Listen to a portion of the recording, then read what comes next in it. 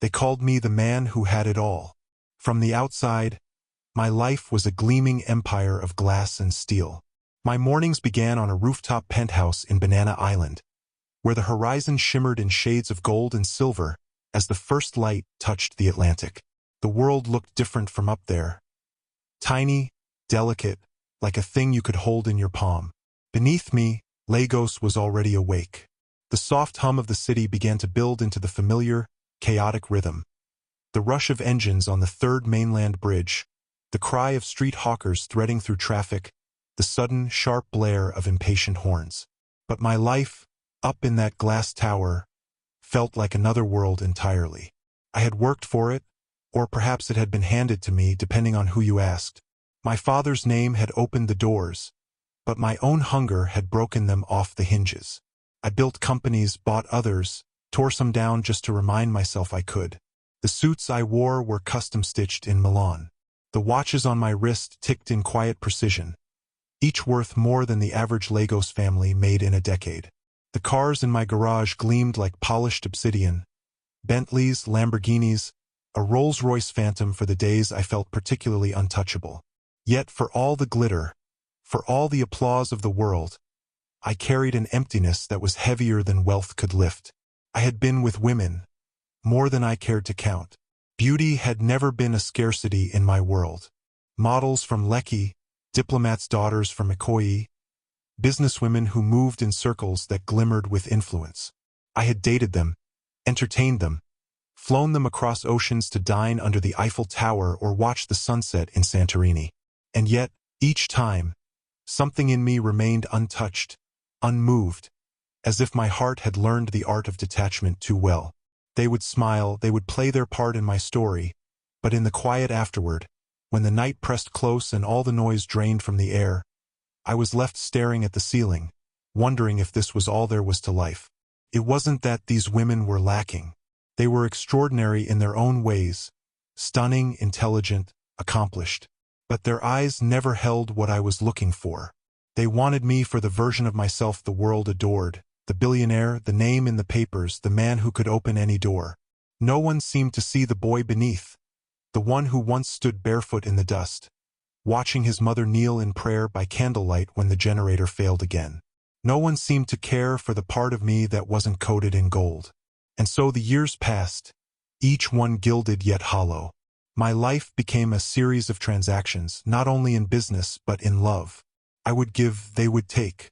I would perform the role they expected, and they would feed my ego just enough to keep me from noticing the growing void. But it was there, a silent, patient emptiness, waiting. I remember the day my restlessness finally began to unravel me. It was a Sunday morning, and the city below was quieter than usual. The penthouse felt too still, too polished, like a glass cage. I decided to drive. No destination in mind, just the need to escape the suffocating perfection of my world. The Bentley's engine purred as I steered it through Ikoyi, across the bridge, into the sprawling mainland where Lagos breathed a different air. The buildings there were smaller, the streets narrower, but life pulsed through every corner. Children running barefoot, women balancing baskets on their heads, the smell of fresh bread mixing with the smoke from roadside suya stands. I don't know what drew me to that particular street. It was nothing remarkable. Cracked pavements, peeling paint on the walls, a cluster of yellow buses idling as conductors shouted destinations into the air. But at the end of that road stood a small church. White walls, a modest wooden cross above the door, its gates open as if inviting the whole world inside. I had not set foot in a church in years. My faith had been traded long ago for boardrooms and market shares. But something about that place caught me. It wasn't grandeur that held me. It was the simplicity. I parked the car a distance away, almost as if I didn't want to be seen arriving in it, and walked towards the gates. Inside, the air was cool, the light dim except for the shafts of sun filtering through the high windows. There was a small gathering, nothing like the polished megachurches I was used to seeing. The people here sang with a rawness that was almost startling. And then I saw her. She was seated in the front row, head bowed, hands clasped in quiet reverence. There was nothing flashy about her. No designer dress, no makeup meant to catch the light, no jewelry to announce her worth. But her presence was whole. There was a purity in the way she sat, as if she belonged entirely to that moment and nothing else mattered. The soft light caught in her hair, and in that instant, I realized something in me had shifted. It was not attraction in the way I had known it before, not the rush of desire that faded as quickly as it came. It was a deeper pull, like my soul had recognized something it had been searching for without knowing. I would learn later that she was the pastor's daughter, and not just any daughter, but one who had been raised with a kind of discipline and faith that felt foreign to my world. She was untouched by the things that had shaped me: the endless chase for status, the quiet corruption of power, the hollow applause of strangers. And though I did not yet know her name, I knew this. She was the kind of person you could not buy. And perhaps that was why I could not look away. Leaving the church that day, I felt something I hadn't felt in years: curiosity. Real, uncalculated curiosity. It followed me home, into the cold luxury of my penthouse, where the walls seemed to echo with the memory of her stillness. I told myself it was foolish, that she was a stranger, that my life had no space for whatever simplicity she carried.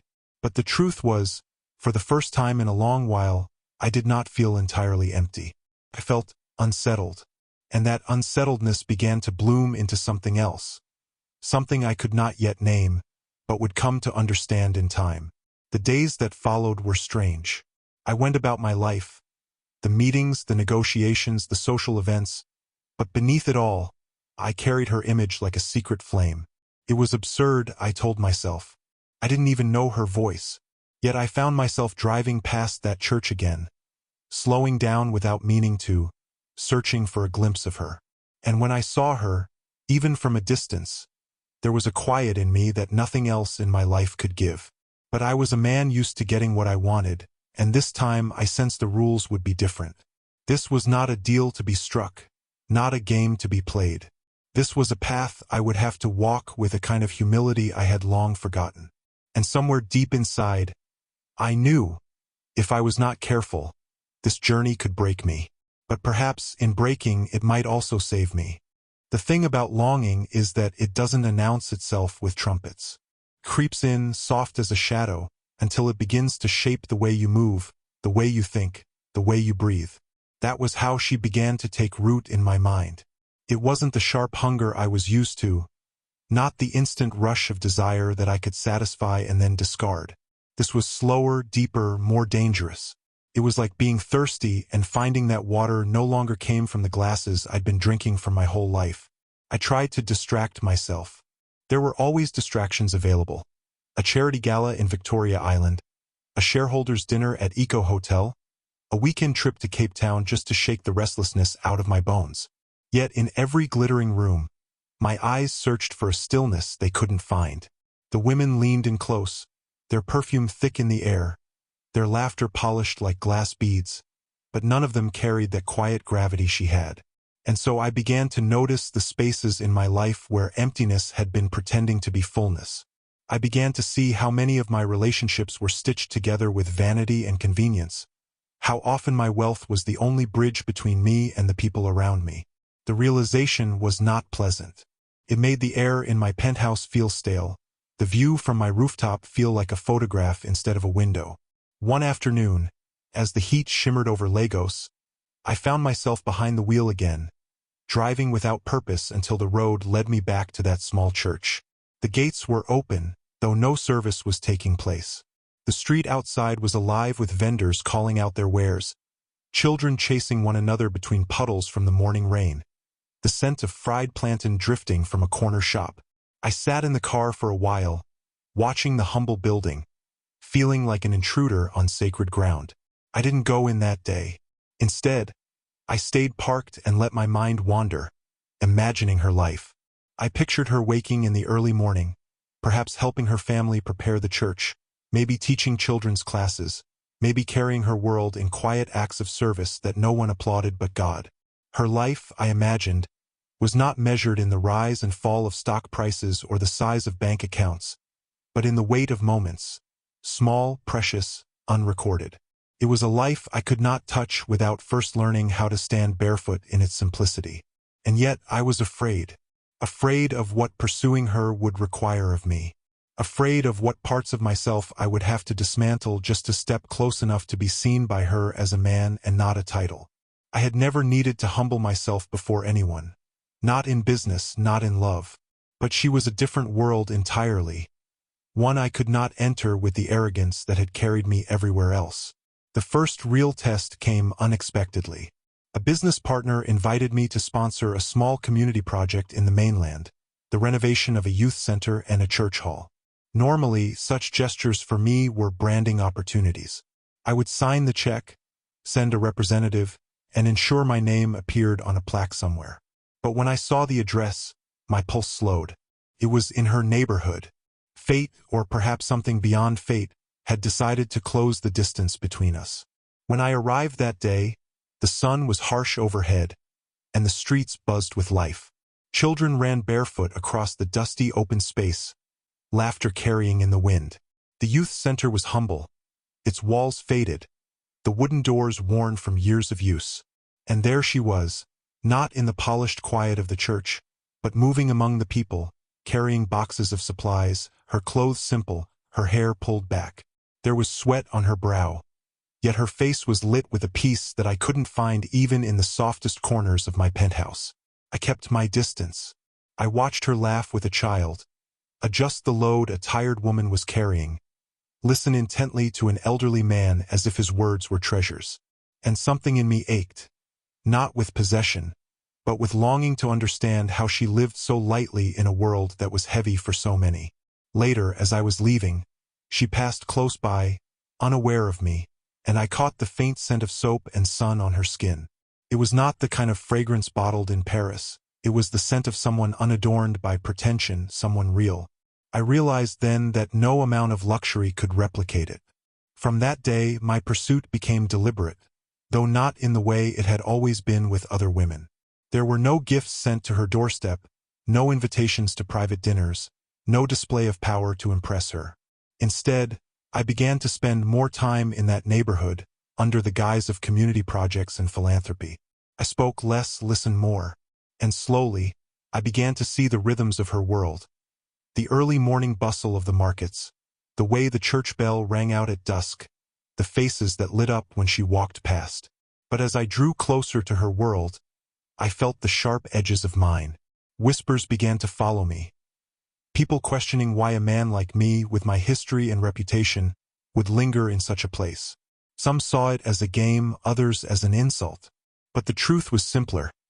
I was tired of rooms where everything was for sale. I wanted to stand in a space where my worth was not measured in money. Still, there was a wall, invisible but firm.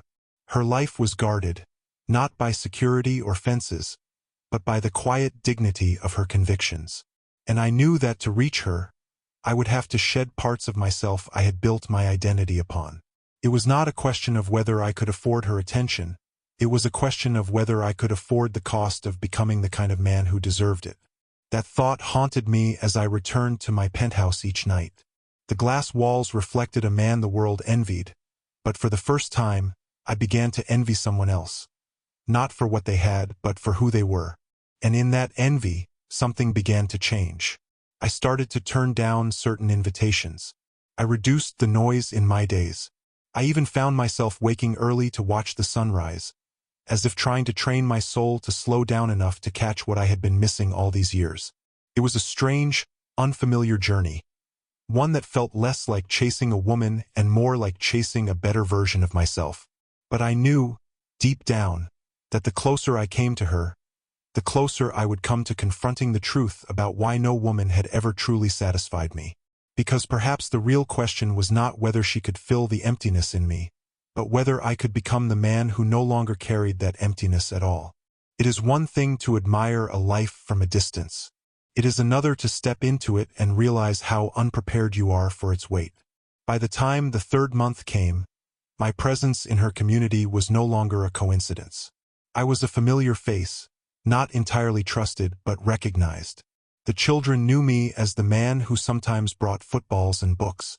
The elders saw me as the stranger who funded the repainting of the church walls. And somewhere in between those eyes, she began to notice me. not with the warmth I secretly longed for, but with the measured observation of someone who weighs the value of things not by their shine, but by their truth.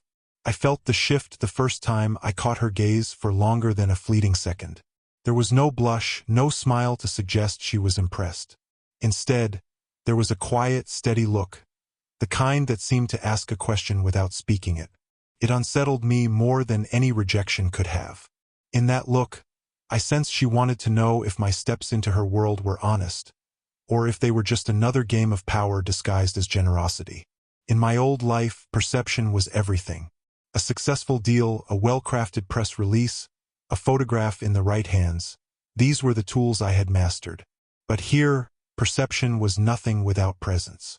These people saw me up close. They saw how I stood, how I listened, how my eyes either stayed or wandered when they spoke. Here, no title could shield me. It was during this time that her father, the pastor, began to take notice as well. I would often see him watching me from across the yard after Sunday service, his expression unreadable. He was not hostile, but there was a guardedness in his eyes, as if he had learned long ago that the world often sent wolves dressed in silk. I could not blame him.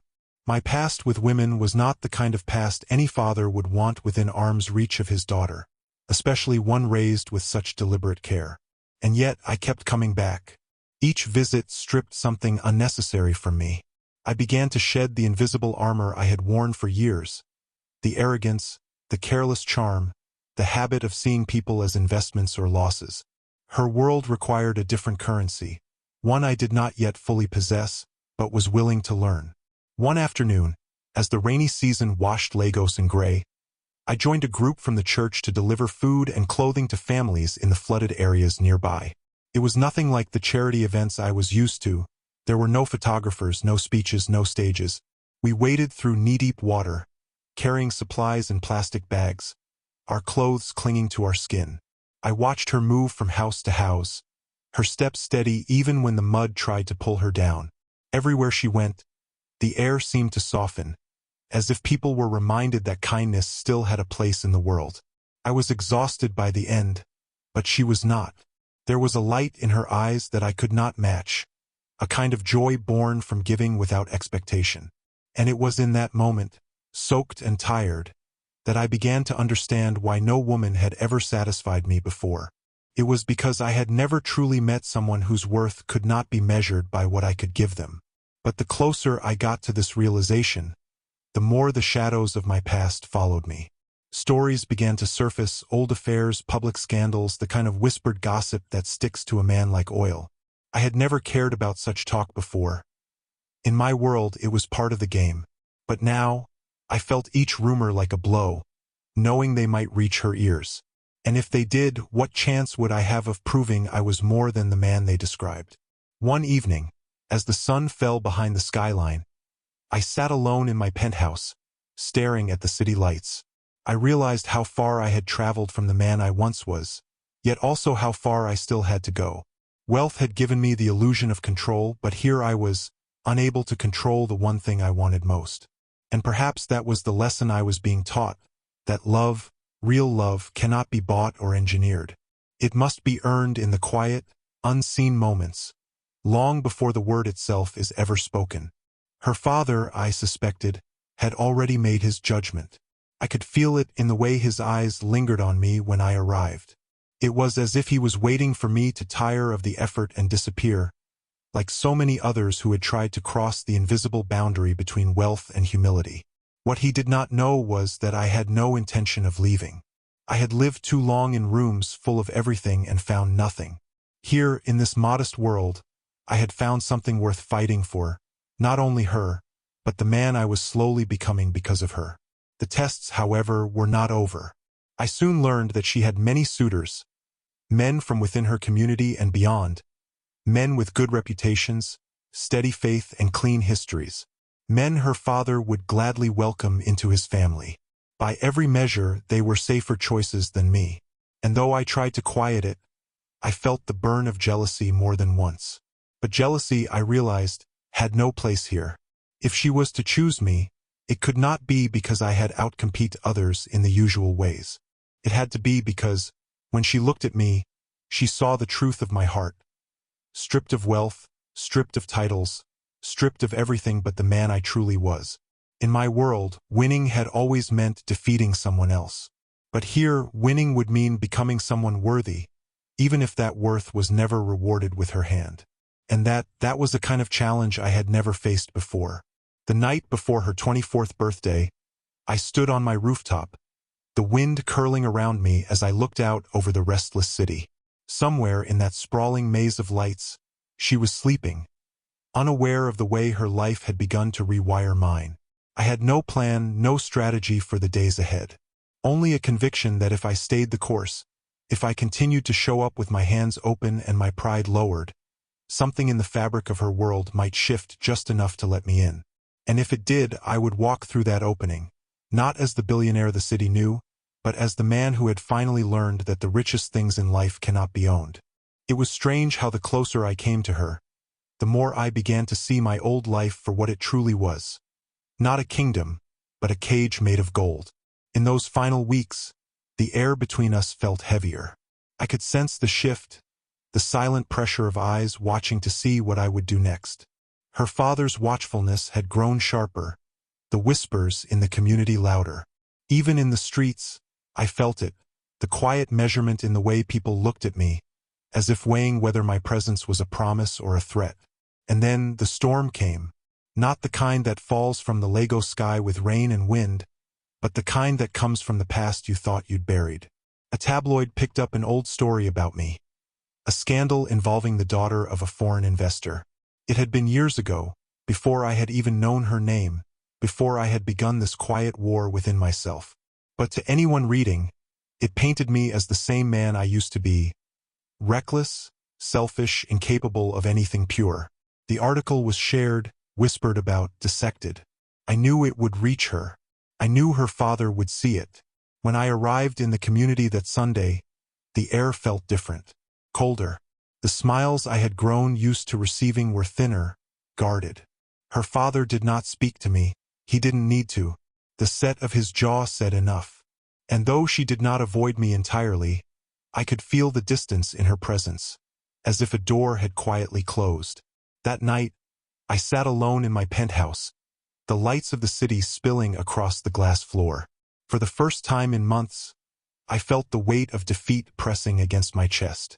I had come so far, peeled back so much of myself, only to be dragged back into the shadow of the man I used to be. And yet, a part of me understood. Trust, once fractured, is not something you demand to be restored. It must be rebuilt, slowly, brick by patient brick. So I made a choice, not to chase her, not to try to explain myself through grand gestures or public denials, but to stay the course, to keep showing up for the same reasons I had before, even if it meant she never looked at me the same way again. If my presence in that place had been for her alone, it would have been nothing more than another transaction. But it had become more than that. Somewhere along the way, I had begun to care for the community itself, for the children whose eyes lit up when we brought them school supplies, for the mothers who no longer had to walk miles for clean water, for the old men who told stories under the mango tree at dusk. Leaving would have been easier, but it would have been a betrayal of the man I was becoming. Weeks passed. The city moved through its familiar rhythm, the chaos of Monday mornings, the slow drag of traffic over the bridges, the humid evenings where the air was heavy with the scent of fried street food. And in the quiet spaces between it all, I kept working. More repairs for the youth center, more food drives, more time listening instead of speaking. And slowly, almost imperceptibly, the air around me began to warm again. The true turning point came when the pastor fell ill. It was nothing life-threatening, but enough to keep him from his duties for weeks. Without thinking, I stepped in where I could, organizing transportation for church members, ensuring the community's small businesses had the supplies they needed, even funding a temporary medical outreach. I did not do it for her, though she was never far from my thoughts. I did it because I had learned something in those months. Real love, whether for a person or a place, is proven in what you give without expecting anything in return. It was during one of those outreach days that I noticed her watching me again. Not with suspicion this time, but with something quieter, as if she were seeing me not for what I had done in the past, but for who I was in that moment. It was not a look of surrender, not yet, but it was a crack in the wall. And sometimes, a crack is all you need for light to begin its work. By the time her father returned to his duties, the distance between us had softened. We still spoke little, but her presence no longer carried the coldness it once had after the scandal. She began to acknowledge me with a subtle nod, sometimes even a faint smile. It was nothing anyone else would notice, but for me it was enough. Then, one Sunday evening, her father approached me. The sun was low, casting a warm, fading glow over the church courtyard. He stood before me, his expression unreadable, and for a long moment he said nothing. But in his eyes, I saw something I had not seen before. Not acceptance, but the absence of resistance. It was as if he had decided to stop standing in my way, not because I had convinced him with words, but because I had convinced him with time. I did not walk away that day with her hand in mine, nor did I expect to. But I walked away with something more important. The knowledge that the man I had been when I first saw her in that church was gone. In his place stood someone who had learned that love is not a conquest, but a quiet endurance. That the richest things in life are often hidden in plain sight, guarded not by gates and locks, but by the patience required to earn them. Months later, when she finally chose to let me into her life, it was not because I had wealth. It was not because I had power.